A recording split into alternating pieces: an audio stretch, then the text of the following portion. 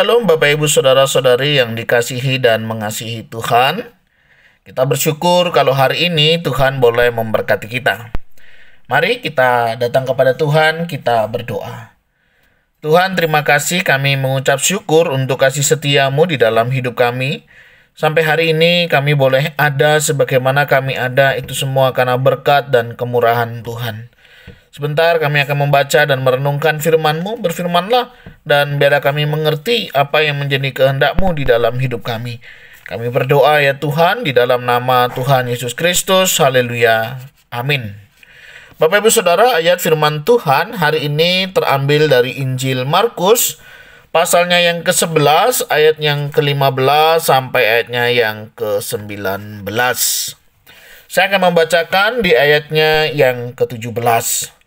Lalu ia mengajar mereka, katanya, "Bukankah ada tertulis, rumahku akan disebut rumah doa bagi segala bangsa? Tetapi kamu ini telah menjadikannya sarang penyamun." Amin. Demikianlah firman Tuhan, mari kita merenungkannya. Bapak Ibu Saudara yang dikasihi dan mengasihi Tuhan, perikop yang kita baca di bagian ini berbicara tentang Yesus menyucikan bait Allah. Sebagaimana yang kita tahu dan yang tadi disampaikan oleh Tuhan Yesus, bait Allah dibangun, ya. Dikatakan rumahku akan disebut rumah doa bagi segala bangsa. Ada masalah apa ya di sana sampai Tuhan harus mengatakan kalimat demikian? Nah, ternyata Bapak Ibu Saudara, bait Allah atau rumah Allah pada saat itu memang untuk doa. Tetapi bagian-bagian yang lain itu tidak lagi difungsikan sebagai tempat untuk orang berdoa. Jadi kalau kita belajar tentang bait Allah, itu ada bagian-bagian yang memisahkan satu dengan yang lainnya.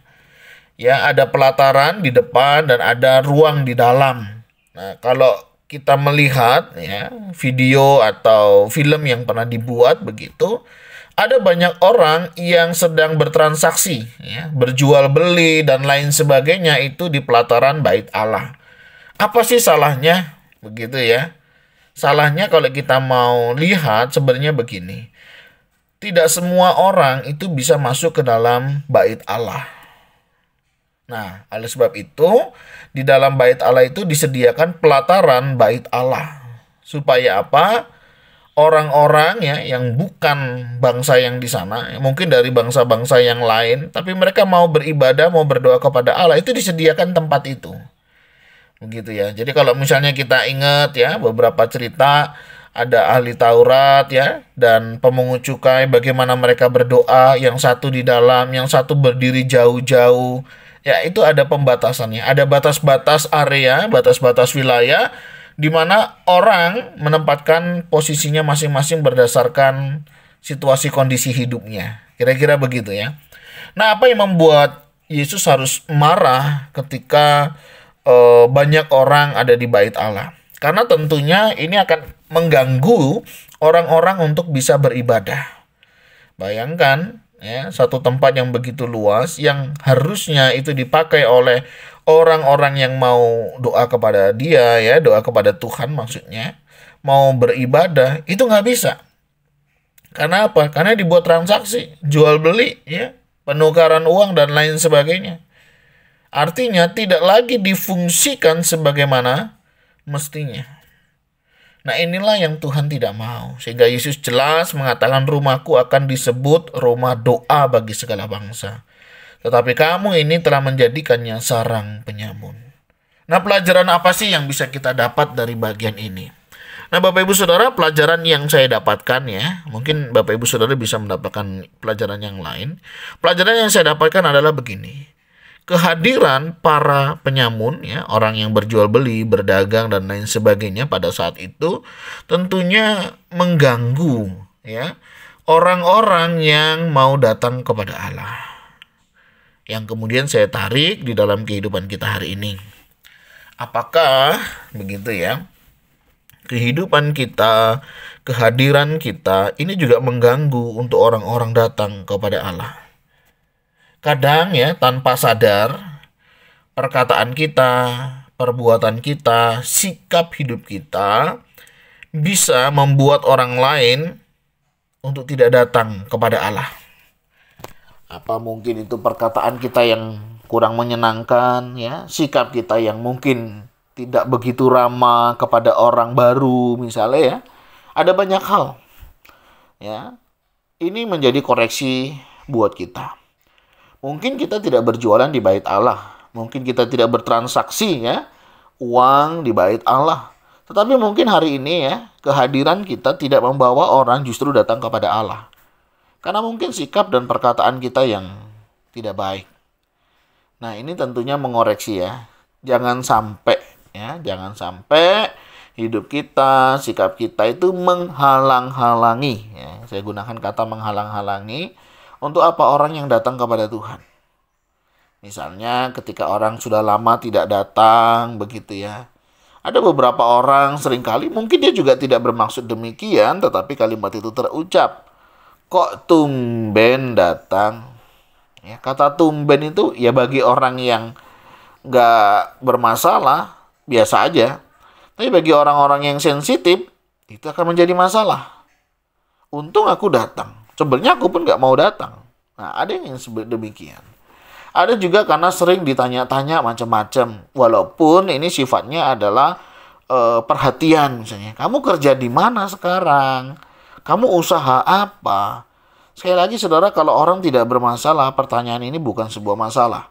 Tapi bagi orang-orang tertentu ini menjadi sebuah masalah. Ya. Merasa dirinya ya terlalu diurusin, ya, orang terlalu ikut campur di dalam kehidupannya. Nah, ada banyak hal Bapak Ibu Saudara yang terkadang bisa mengganjal orang-orang datang ke rumah Tuhan. Ya. Karena sikap kita, ya, mengambil tempat duduknya. Ya, memang kalau dibilang-bilang ya, kok bisa begitu? Ya, bisa begitu, Saudara. Tipe orang itu beda-beda, ya. Dan tidak semua orang datang ke gereja itu bisa dikatakan memang siap untuk memuji Tuhan. Kadang ada hati yang hancur, ada hati yang terluka. Ya, bagaimana kita belajar ya menjadi jemaat, ya, menjadi gereja yang ramah terhadap jemaat. Nah, ini penting ya. Kita perlu memikirkan bagaimana gereja ramah terhadap jemaat. Bisa memahami situasi kondisi ya, kerohanian daripada jemaat. Sehingga kita akan lebih peka. Ada hal-hal yang mungkin perlu kita tahan untuk kita tidak sampaikan atau kita tahan untuk tidak kita tanyakan. Karena belum tentu orang siap mendengarkannya. Atau kalau kita tidak bertanya, menyampaikan itu juga mungkin sebenarnya tidak masalah, bukan buat kita. Oleh sebab itu, mari jangan sampai ya, karena sikap kita, perkataan kita, perbuatan kita menghalang-halangi orang untuk datang kepada Tuhan. Dan ini menjadi perhatian buat kita supaya setiap kita juga lebih peka dan juga lebih peduli ya terhadap situasi dan kondisi lingkungan yang ada. Begitu juga di dalam kesaksian di kehidupan kita di rumah. Ada beberapa orang saya temukan, dia pengen pasangannya kenal Tuhan, dia pengen keluarganya kenal Tuhan. Tetapi dianya sendiri juga tidak mencerminkan perubahan setelah dia mengikut Tuhan. Ini juga bisa menjadi penghalang untuk orang lain datang kepada Tuhan. Yuk ke gereja. Ngapain aku ke gereja? Oh ya, hidupnya bisa begini. Mila, kamu aja nggak begitu. Ya, saya sebagai seorang suami ya, apakah kita ke gereja menjadi suami yang lebih baik? Harusnya kita menjadi suami yang lebih baik. Ya, kalau belum, mari kita belajar yuk menjadi suami yang baik supaya istri kita nanti juga melihat perubahan itu di dalam hidup kita. Begitu juga seorang istri. Mari jadilah istri yang baik, istri yang taat, istri yang menghormati. Sehingga perubahan ini membawa perubahan kepada pasangan kita. Sebagai orang tua, sudahkah kita memberikan contoh teladan yang baik buat anak-anak kita tentang bagaimana kita beribadah? Bagaimana kita memuji, memuliakan nama Tuhan? Sehingga akan sangat enak ketika kita mengajak anak-anak kita ke gereja. Tapi kalau mereka tidak menemukan teladan dari kita, contoh yang baik dari kita sebagai orang tua, ya, tidak heran, banyak di antara mereka juga tidak mau pergi ke gereja. Apalagi dia tahu ya, misalnya ke gerejanya tetap, melayaninya tetap, ngomongin orangnya tetap, jelekin orangnya tetap. Gimana saudara? Nah, ini menjadi perhatian. Coba kita perhatikan hal-hal apa saja yang bisa menghalangi orang untuk datang kepada Tuhan. Nah, kiranya setiap kita tidak lagi ya, baik sadar maupun tidak sadar begitu, untuk tidak menghalang-halangi orang. Dan kalau kita Bapak Ibu Saudara yang merasa terhalang-halangi karena sikap orang lain, perbuatan orang lain, ya, tingkah laku orang lain, kita positif aja. Kita kan datang mau jumpain ya, kita mau datang menyembah Tuhan, kita datang mau memuliakan Tuhan. Ya, orang mau tanya apa ya kita jawab aja. Kalau kita nggak mau jawab ya nggak apa-apa. Kita datang ya, kita puji Tuhan, kita dengar firman Tuhan ya. Jangan karena ada halangan, tantangan ya, orang yang berusaha membuat kita nggak ke gereja, membuat kita juga jauh dari Tuhan. Jangan ya. Kita harus tetap semangat. Kita harus tetap ingat, aku datang ke sini untuk beribadah kepada Tuhan. Nah, ini penting ya. Setelah itu hati kita pasti akan diteduhkan dan kita akan melihat, oh iya ternyata mereka itu orang-orang yang perhatian. Mereka itu adalah orang-orang yang peduli kepada saya. Jadi cara pandang, sudut pandang harus berubah ya. Jadi tidak ada alasan untuk kita tidak datang kepada Tuhan. Tidak ada alasan untuk kita tidak memuji, memuliakan nama Tuhan. Karena Dia Tuhan yang sudah berkorban buat kita. Dia rela mati untuk kita supaya kita boleh datang kepadanya. Hari ini bait Allah tidak lagi terpisah-pisah. Ya, tabir bait suci itu sudah terbelah menjadi dua. Artinya apa? Setiap kita boleh datang kapan saja, di mana saja, ya. Dan ini menjadi kemurahan ya bagi kita dari Tuhan. Dan kita bersyukur setiap waktu kita boleh datang kepada Tuhan. Dan mari Bapak Ibu Saudara, besok adalah hari Minggu. Mari kita gunakan kesempatan ini untuk kita boleh datang kepada Tuhan. Mari kita siapkan hati kita hari ini. Sehingga besok ibadah kita juga boleh mempersiapkan diri kita dengan lebih baik. Doakan para hamba-hamba Tuhan, para pelayan, aktivis yang melayani, biar mereka bisa melayani dengan hati yang terarah kepada Tuhan. Kita juga berdoa untuk jemaat, supaya jemaat juga boleh memiliki kerinduan untuk datang kepada Tuhan. Dan mungkin ada orang-orang yang sudah lama tidak ke gereja, sudah lama tidak beribadah. Saya mendorong Bapak Ibu Saudara, mari datang. Selagi masih ada kesempatan, datanglah kepada Tuhan. Dan bagi kita yang sedang mencari kebenaran, datanglah kepada Tuhan, karena Dia adalah jalan kebenaran dan kehidupan. Kiranya kebenaran firman Tuhan hari ini boleh menolong dan memampukan kita memahami berkat dan kemurahan Tuhan. Tuhan, terima kasih, kami mengucap syukur untuk kasih setia-Mu. Terima kasih untuk kebaikan-Mu. Kami sadar dalam kehidupan kami, sikap hidup kami seringkali, baik sengaja maupun tidak sengaja, membuat orang untuk terhalang datang kepadamu. Hari ini Kau boleh mengingatkan kami. Tolong kami ya Tuhan, sikap hidup kami, untuk kami tidak menjadi penghalang untuk orang-orang yang mau datang kepadamu. Begitu juga setiap kami jika ada di antara kami yang merasa terhalang-halangi. Kami berdoa, kiranya Tuhan juga menolong setiap kami, untuk kami boleh memahami maksud dan kehendak dan rencana Tuhan di dalam setiap kehidupan kami. Kami serahkan Tuhan semuanya ini ke dalam tangan-Mu. Kiranya Engkau yang menolong, Engkau yang memampukan, Engkau yang memberkati setiap kami. Berkati juga umat-Mu, jemaat yang besok juga akan beribadah.